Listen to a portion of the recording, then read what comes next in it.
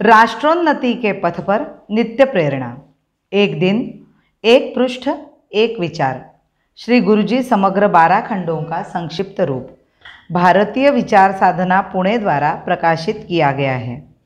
मैं डॉक्टर श्रीमती स्वाति सदानंद गोडबोले इन विचारों के एक पृष्ठ को प्रतिदिन वाचन के माध्यम से आप तक पहुंचाने का प्रयास कर रही हूं। यह प्रकाशित विचार हमें प्रतिदिन प्रेरणा देते रहेंगे। आज दिनांक 1 जुलाई का विचार, विविधता में ही विकास। अतः एक मार्ग रह जाता है कि संपूर्ण पृथ्वी पर एक शासन चले, किंतु सबके लिए एक प्रकार का शासन ठीक नहीं, क्योंकि राष्ट्रों की भिन्न भिन्न प्रकृतियाँ तथा गुण वैशिष्ट्य है। हिंदू समाज में भी सबके लिए व्यवहार के एक नियम नहीं बनाए गए।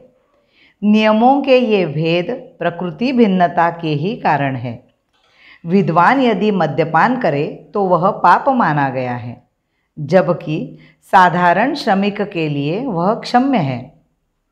तात्पर्य यह कि हमने सबको एक ही लकड़ी से हाँकने का विधान नहीं किया है। यदि जीवन में हम समान नियम लागू करें और उसके अनुसार सबको बराबर मात्रा में भोजन दे, तो कुछ बदहजमी के कारण मर जाएंगे और कुछ भूख से। अतः अपने यहाँ क्रमानुसार विकास का विचार है। हमने मनुष्य समूहों के गुण वैशिष्ट के अनुसार व्यवहार का निर्देश किया है। यह उचित भी है। सारी अवस्थाओं को देखते हुए यदि मानव के पोषण के लिए उसके वैशिष्ट्य को बनाए रखकर उसका राष्ट्र के रूप में विकसित होना आवश्यक है, तो मानवता के विकास तथा कल्याण के लिए अपने राष्ट्र को उसकी संपूर्ण विशेषताओं तथा विविधताओं के साथ विकसित करना भी परम आवश्यक है। अनेक विद्वान जो राष्ट्र भावना को विच्छेदकारी कहते हैं, उन्हें मानव का साक्षात्कार नहीं है। वे व्यवहार को भूलकर कल्पना के जगत में विचरण करते हैं। अतः हम अपने राष्ट्र जीवन के वैशिष्ट्य को लेकर मानवता के लिए उसका विकास करेंगे। यही हमारा निश्चय है।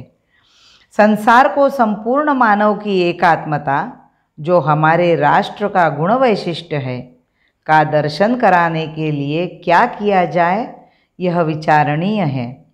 एकात्मता का ज्ञान उत्पन्न कराने के लिए संपर्क या संघर्ष 2 मार्ग है।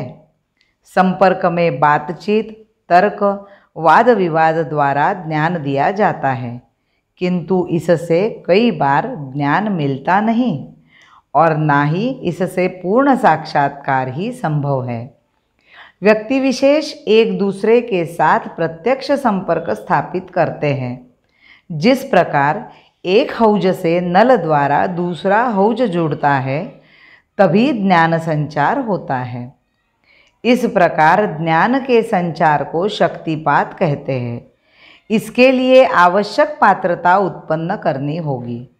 यदि केवल तत्वज्ञान से काम होता तो मनुष्य ईश्वर बन जाता।